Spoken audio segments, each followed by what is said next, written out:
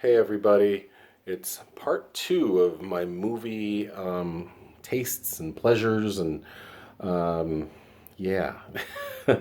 So in part one, I talked about mostly about my aunt and semi-destruction of United Artists, and I also spoke about comic book movies, and I will explain. Well, my dislike for comic book movies isn't so much the the fact that these are franchises. I'm not a big fan of movie franchises, but I have an issue with the absolute money grubbing nature of it. And the reason there's a money grubbing nature to it is because these films sell in China.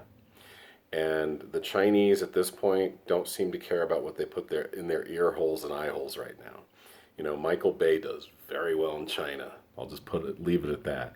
So I think the movie industry is kind of hurting because of that. I'm not trying to be hoity-toity about my movie taste, but there are certain I've never seen Dumb and Dumber. People are like, how? And I go, I looked at the trailer. That's how. The angriest I've ever been in a movie theater, I went to see Date Movie.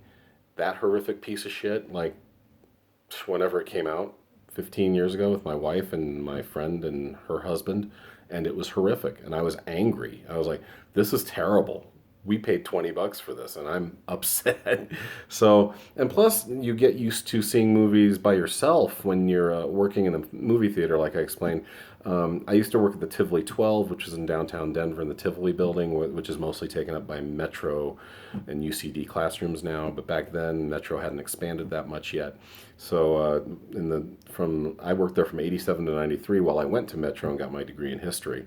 And so it was a great convenient job. I would go to school, I'd study for a couple hours and go to work and then go home. And then home was close. I lived downtown.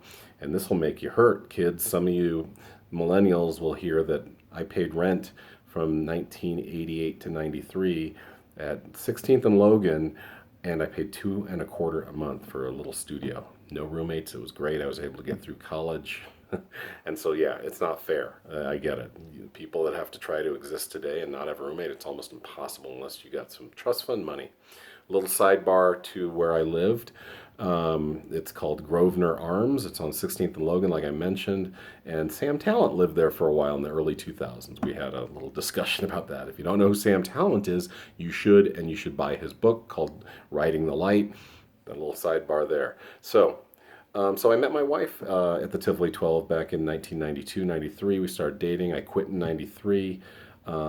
We ended up getting married in 96, moved to Cleveland. And in 1998, I ended up taking over a theater as a general manager in Cleveland Heights, Ohio. It was called the Centrum, and it was very like a lot like the Mayan here in Denver, kind of an old theater, and it had gone through a crazy, metamorphosis over the years. It had been a porn theater for a while, and then they cut it up into three theaters, and then Landmark Theaters bought it, and I was running it from 1998 through 2000 until they shut down, and then we moved back to Denver. So I have a lot of movie theater experience. Like I said in the first part, once I saw RoboCop 3, I decided I need to just get better with my movie taste because it's not a matter of money for me, it's a matter of time. I don't want to feel dirty when I leave a theater like, ugh, that was a terrible 90 minutes. It's a terrible feeling. And I feel that way when I watch a lot of the movies that are made today. Some of my favorite movies, like I mentioned earlier, were one was Black Klansman is great. Um, Marriage Story is really good. Like I said, anything with Adam Driver, Michael B. Jordan, Miles Teller. I love Whiplash. Whiplash is pretty much my favorite movie. Birdman is amazing, and I need to find more movies like that. It's just hard nowadays. I mean, I live in a duplex with my parents, so when I'm not helping them out, I'm raising my two kids, and then I work and I do this. And my dad's not doing well, so I go see my dad. When I talk about my parents, I mean my stepfather and my mother. So I'm busy, and so I really don't have a lot of time for movies. I haven't been in the theater. Gosh, I think the last time in the theater was a couple of years ago when they did a reshowing of Kiki's Delivery Service, an amazing anime movie by, I believe it was a Miyazaki movie. And so that stuff's really cool. I love that stuff. I'm not big into animation, but if you're going to like an animator, I think Miyazaki's one of the best you can like. I know I was asked by Janky Jank, who, this is great. What I love about Janky Jank is that they make movies. Logan Diemert or Diemert, I'm sorry, Logan, don't know how to pronounce your last name. I should. And Max Aguiar and some of their friends are making movies. One is called The Doors Between Us, and I'm an asshole because I forgot the movie they just sent me and what it was called. But they're independent filmmakers, and those are the people you should support. Throw a little money their way, watch what they do, and give them a chance, because they're creating stuff that is really cool and actually kind of makes you think when you're looking at the screen, which is what I want. I guess that's the real difference when it comes to what a lot of people want in a movie versus what I want in a movie. It's just I want to think, and a lot of people don't, which is fine. You want to go there, you want to stare and watch explosions and I'm not a big action movie guy, and some people need that, and that's fine. I'm not judging anyone, but that's not what I want. I want to go and like have some, at least a few layers to it, and watch some people interact, and like I'd love to see Hereditary if I can handle it. There's a lot of movies I'd like to see. Parasite, but a lot of that psychological stuff. I've never been a horror movie person. I know those aren't technically like slasher type horrors, but psychological horror is tough. Like I liked the Blair Witch Project. A lot of people didn't like that. It wasn't bloody or gory or scary enough for them. But it was all.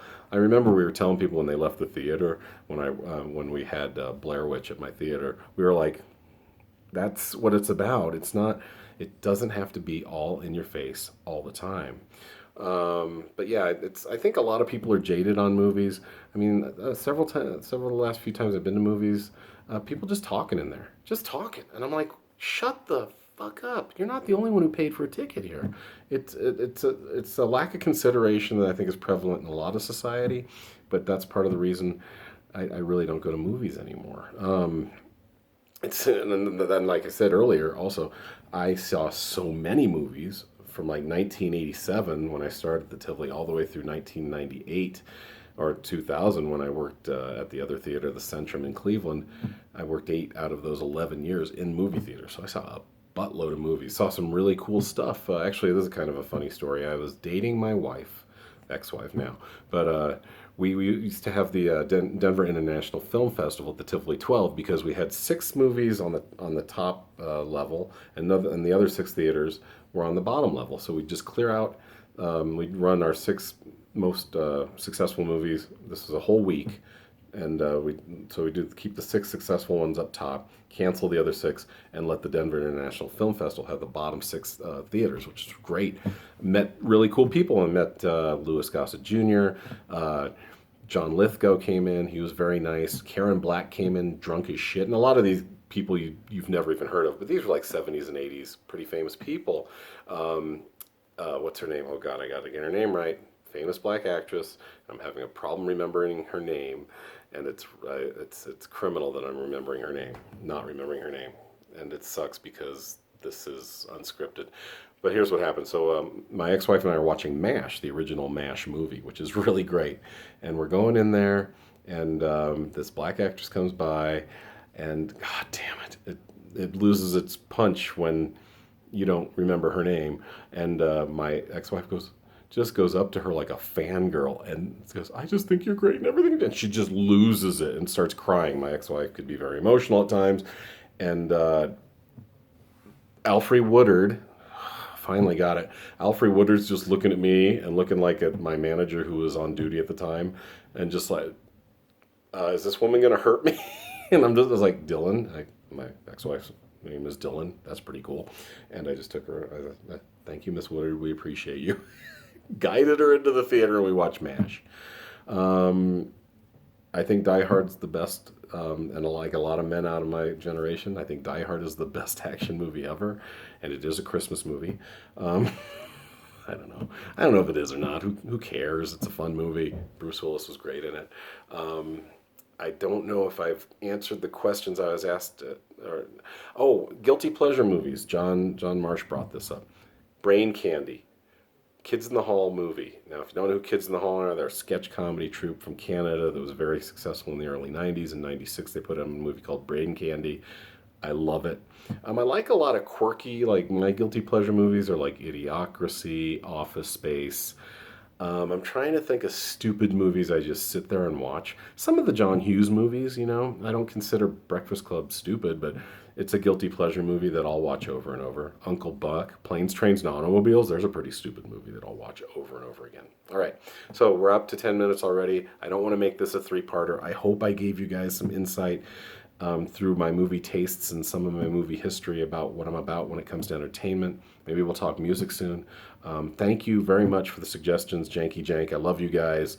And if anyone else listening to this, check out Janky Jank, Jankyjank. Very simple.